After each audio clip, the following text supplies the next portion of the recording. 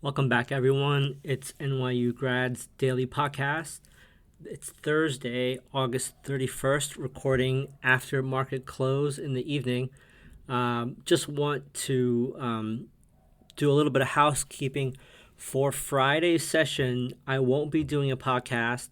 If there is anything of note, I will definitely be posting on Substack notes on intraday analysis, but I may not be in front of my laptop and recording station. It's going to be pretty nice out. I'm thinking I'll just take the day off and spend time with family on Friday. But let's jump into today's session. The volume was really low. I mean, it wasn't as low as July 4th, leading into the July 4th break, but it was fairly low. And I would say there really wasn't much action until I would say after lunch and even all the way to the last like 10 minutes of the session. The Dow opened up, and then after in the afternoon or on lunch break, it started to sell off, and it went red, and it kind of bled slowly all day. Whereas the Nasdaq and the S&P sold off at lunchtime, but bounced almost back to the open, and then it sold off in the last like 5 minutes. So that was a complexion of the day, very low volume.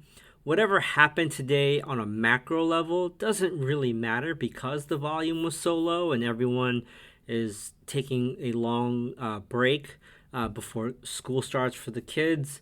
But taking a look at what was up and what was down, it's the big names did not move too much other than like Amazon, which was up 2%. I believe Shopify was also up pretty big today, and I'll cover that. But when you look at Microsoft, it was down 0.31%. Nvidia up 0.18%. Apple up 0.12%.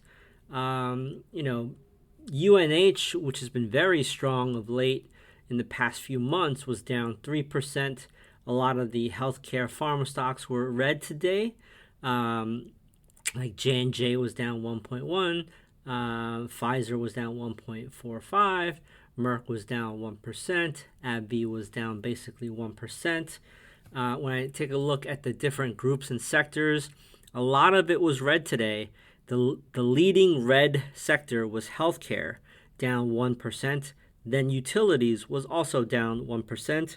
Consumer defensive was down 0.68%. And on the flip side, only two sectors were green. One was technology, which led to the green side. It was up 0.36%. And consumer cyclical was up 0.22%. So, it was a mixed day. I think it's just low volume into the holiday weekend. Let's see. Looking at breadth, we had 204 new highs, 123 new lows, 40% were advancing, and 54% were declining. We have 56% below the 50-day moving average. This is about the same we were at yesterday, but much better than we were at last week. So we have chipped away at the number of stocks under the 50-day moving average. Let's see what happens next week when we get back from Labor Day. But it's been very constructive. Prices might be just taking a breather before they go higher. The other bit that I wanted to kind of point out that is potentially a tailwind, potentially a headwind, is going to be crypto. So the last time I just checked, crypto was a little soft after being up so much for the past few sessions.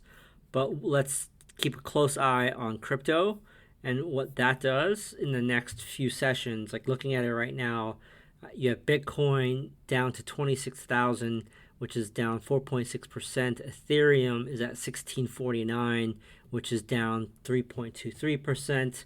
And then like the largest red crypto share is Solana, down 5.2, and what is this? Polkadot, down almost 6%. I've never even heard of that one before.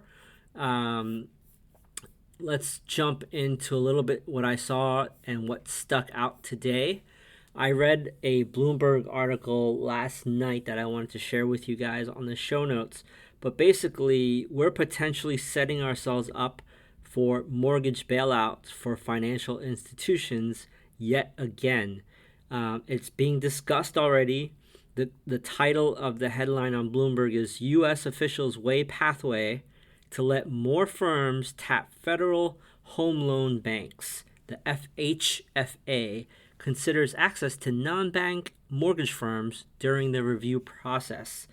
Non-bank mortgage firms currently don't have a last resort, a lender of last resort right now. So that's what they're looking into.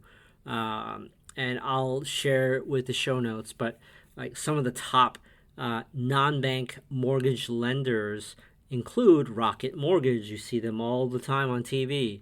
Just click it to get approved. They're the number one leader in market share for non-bank lenders at 5.7% of the entire market. You have companies like United Wholesale Mortgage, PennyMac, but Wells Fargo is fourth on the list. Chase is also fifth on the list. So this could potentially be a harbinger of things to come. We'll see what happens down the road. But definitely something to watch for. What was strong on my radar? Extreme Networks. They sold off hard recently, but now it's also bouncing very hard back into the balance area where it had established some footing, and it was up 4.14% today. Shopify, as I mentioned, in harmony with Amazon, is up big. Shopify is up 8.27 on Thursday. And you have Affirm, AFRM, the buy now, pay later firm, up 3.33% on today on Thursday. What was weak? You have PLTR, PLTR. They're down 9% on earnings. You have Coin, which is crypto, down 5.47%.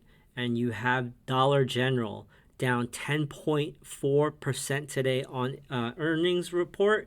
That's basically saying their unsold inventory is piling up and their customer is on the ropes. So that is not good.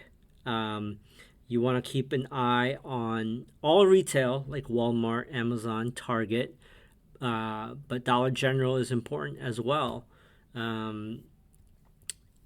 Let's see, what else was weak today? Yields were not weak. They were about where they were yesterday.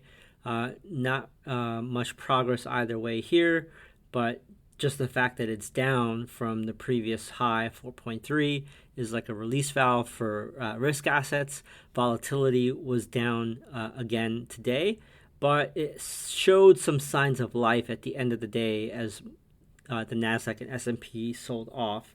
So Friday, although it potentially is going to be very slow in volume, is still very important. You have in the morning non-farm payrolls and unemployment numbers coming out. You want to definitely keep track of the Magnificent Seven and how they are reacting to the recent success of backtesting and successfully holding the 50-day moving average. Keep watching the 10-year yield. Keep watching crypto and see if there could be turnaround there. And that's really about it for this session on Thursday, August 31st. I will be posting on Substack notes on Friday. So please make sure you follow my Substack notes page. And if for some reason something crazy happens, I will try to find a way to record a podcast session, whether it just be through my cell phone and my AirPods or something like that. So if I don't record a session on Friday, have a great Labor Day weekend. Spend time with your family and friends. Be safe out there. I will be back and covering the Tuesday session once we're back from Labor Day weekend. Have a great one, guys.